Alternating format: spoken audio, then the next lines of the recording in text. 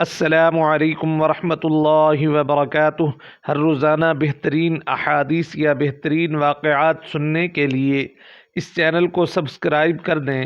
بات کو سن کر لائک شیئر ضرور کیا کریں تاکہ ثواب میں آپ کا حصہ بھی شامل ہو۔ بسم اللہ الرحمن الرحیم۔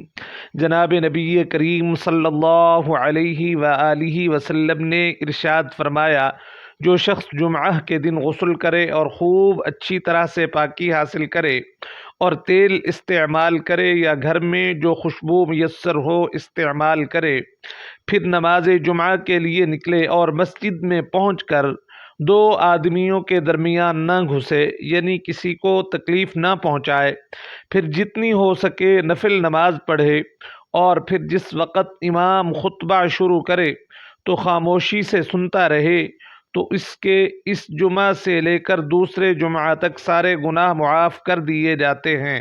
سبحان اللہ۔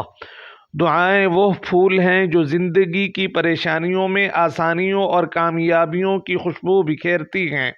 میری دلی دعا ہے کہ اللہ رب کریم جل جلالہ آپ کو ایمان، صحت اور گھر بار میں خیر و برکت سے نوازے، آپ کو ہمیشہ اپنی رحمتوں کے سائے میں رکھے، اپنا ذکر، شکر اور بہترین عبادت کرنے میں مدد فرمائے، اور آپ کے پیاروں کی حیات کو خوشیوں اور راحتوں سے گلے گلزار کر دے۔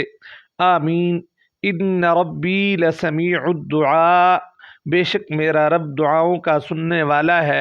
اے میرے رب کریم، حضور اقدس صلی اللہ علیہ وآلہ وسلم کے صدقے اور وسیلے سے ہم سب کی سب دعاؤں کو قبول فرما لیجئے۔ آمین ثم آمین یا رب العالمین۔